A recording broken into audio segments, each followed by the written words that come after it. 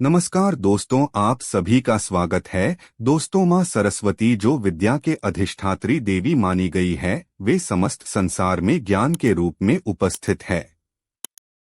प्राचीन मान्यता के अनुसार माँ सरस्वती शुक्ल वर्ण श्वेत वस्त्र धारिणी वीणावाद तत्परा तथा श्वेत पद्मासना है। माँ सरस्वती की उपासना करने से मूर्ख व्यक्ति भी विद्वान बन सकता है। देवी माँ सरस्वती का उल्लेख प्राचीन वेदों, उपनिषदों, रामायण, महाभारत एवं देवी भागवत पुराण ऐसे कई प्राचीन ग्रंथों में किया गया है। प्राचीन ग्रंथों के अनुसार माँ सरस्वती ब्रह्मांड के प्रारंभिक काल में प्रकट हुई थी। विवेकुंठ धाम में निवास करने वाले परब्रह्म भगवान श्री कृष्ण की जीवा से उत्पन्न हुई थी और माँ आदि शक्ति के तेज में समा गई। जब ब्रह्मांड के आरंभिक काल में ये ब्रह्मांड ध्वनिरहित था, तभी ब्रह्मा जी एवं विष्णु जी द्वारा प्रार्थना करने पर माँ आदि शक्ति के तेज से प्रकट हुई थी और उन्होंने सुरों का निर्माण किया। तभी से उन्हें माँ सरस्वती कहा गया। वेदों में माँ सरस्वती को कहा गया है प्रणव देवी सरस्वती वाजे वीर वजनीवती, अर्थात ये परम चेतना है। सरस्वती के रूप में ये हमारी बुद्धि, प्रज्ञा तथा मनोवृत्तियों की संरक्षिका है। हमें जो आचार और मेधा है, उसका आधार भगवती सरस्वती है। इनकी समृद्धि और स्वरूप का वैभव अद्भुत है। दोस्तों, माँ सरस्वती की कृपा प्राप्त विद्यार्थियों को सफलता पाने से कोई भी नहीं रोक सकता। माँ सरस्वती की कृपा से मंदबुद्धि व्यक्ति भी विद्वान बन सकता है। माँ की कृपा से विद्यार्थियों में जिज्ञासा एवं ज्ञान का विकास होता है। कला के प्रेमियों में कला का विकास होता माना गया है। यानी कि ध्रुव तारीख की दिशा की ओर ध्रुव। तो आज के वीडियो में हम आपको बताएंगे ऐसे लोगों के बारे में जिनसे विद्या की देवी माँ सरस्वती सदैव नाराज रहती है और ऐसे व्यक्ति पर कभी कृपा नहीं करती। जो विद्यार्थी ऐसे कार्य करते हैं, वो माँ की कृपा से वंचित रह जाते हैं और जीवन में कभी सफलता प्राप्त नहीं कर सकते। तो आइए जान लेते हैं उन कार्यों के बारे में। लेकिन इससे पहले दोस्तों, अगर आपने हमारे चैनल को सब्सक्राइब नहीं किया है तो इसे सब्सक्राइब कर लीजिए और बेल आइकॉन को अवश्य दबाएं ताकि आप हमारे वीडियो के नोटिफिकेशन सबसे पहले पा सके। साथ ही दोस्तों, वीडियो को लाइक कर दीजिए क्योंकि बाद में आप भूल जाएंगे।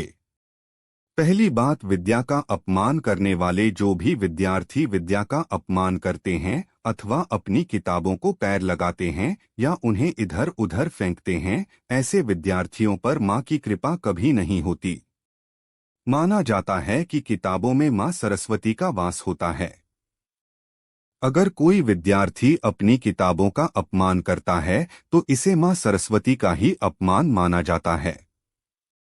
ऐसे विद्यार्थी जीवन में कभी सफलता प्राप्त नहीं कर सकते। दूसरी बात, गुरु का अपमान करने वाले।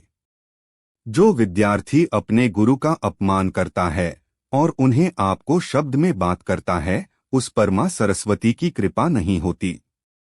जिस गुरु के माध्यम से विद्यार्थियों को ज्ञान की प्राप्ति होती है, अगर उसी का अपमान किया जाए तो यह उचित नहीं होता।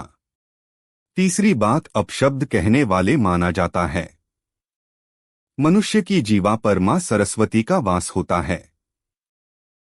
विद्यार्थियों को ये बात ध्यान में रखनी चाहिए, अपने मुख से केवल मधुरवाणी ही निकालनी चाहिए। भूल से भी अपने मुख से अपशब्द ना निकाले, इससे माँ सरस्वती नाराज हो जाती है।